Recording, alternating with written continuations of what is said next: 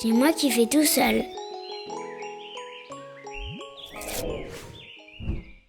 Si l'enfant a absolument besoin de vous pour le nourrir ou pour obtenir de l'affection, il y a par contre un domaine où il est relativement indépendant, c'est celui de son développement psychomoteur, c'est-à-dire l'acquisition de toutes les habiletés qui vont le mener à l'autonomie.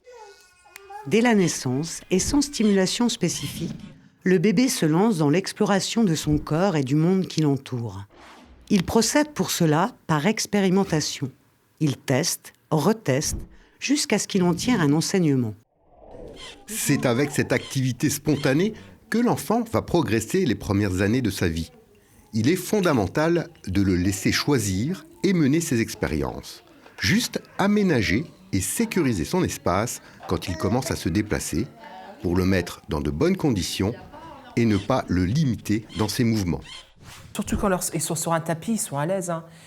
Et ça va vite après. Hein. Sur un tapis, ils sont au top. Hein. Que sur un transat ou dans un parc, c'est pas la même chose, moi je dis. Moi, j'ai pas de parc à la maison. Je l'ai pas acheté parce que, en fait, j'ai fait, si vous voulez, j'ai sécurisé un petit peu l'espace où il joue.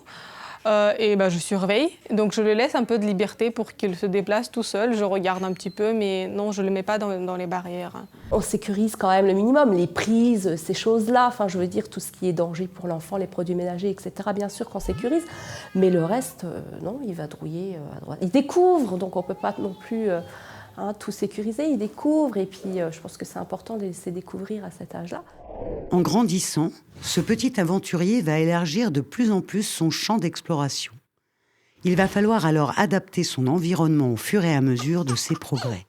L'accompagner sans l'entraver. Si on les protège trop, après on ne les laisse pas vivre, c'est trop. Il faut les laisser un peu jouer, voilà, mais il faut faire même des bêtises, ils vont les faire. Hein. Ça va, mais il faut toujours, je pense, une surveillance ou être à côté. Voilà. C'est sa maison, donc il faut qu'il sache où est sa chambre, comment ça se passe. Mais voilà, comme je disais encore une fois, je ne l'interdis pas tout en fait. Je le laisse quand même découvrir et puis en fonction de si c'est dangereux ou pas, je lui dis non, tu ne touches pas. Il faut souvent répéter non, que ceci c'est dangereux, qu'elle peut se faire très mal. Donc il faut sans cesse répéter et encore répéter parce qu'après ils veulent tout ouvrir, les tiroirs, les meubles, ils veulent tout découvrir.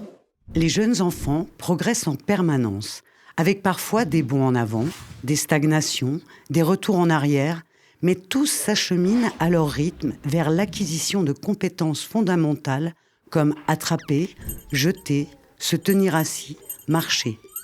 Inutile d'essayer de précipiter ces apprentissages. Chaque chose en son temps. Nous, on était dans le principe où on ne va pas la mettre assise alors qu'elle n'est pas forcément assise. On ne va pas la forcer à s'asseoir. Pareil, on ne va pas la forcer à se mettre debout et à la faire marcher alors qu'elle ne se sent pas en confiance. Donc on l'a laissée libre à elle et puis on l'a laissée prendre son rythme tout doucement, toute seule. Je pense que c'est eux qui gèrent tout ça. Nous, on n'a pas un grand... je ne trouve pas qu'on a un grand rôle à jouer là-dedans, mis à part sécuriser et les encourager et les féliciter quand il y a lieu de les féliciter. Mais c'est vrai que j'ai tendance à les laisser un petit peu, surtout la deuxième, se développer. Elle apprend par elle-même, elle nous regarde, elle observe son frère et elle y va. L'enfant est un explorateur qui se dépense physiquement comme un sportif de haut niveau. Ne le stimulez pas trop, respectez ses temps de pause. Il en a bien besoin pour assimiler tout ce qu'il apprend. Observez-le et proposez-lui des jeux adaptés à ses capacités et progrès du moment.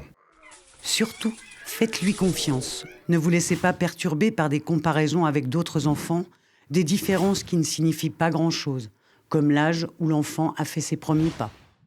Ça m'a inquiétée. Après, je me suis dit,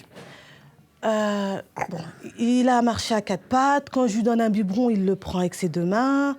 Il se lève, il fait quand même 2 pas.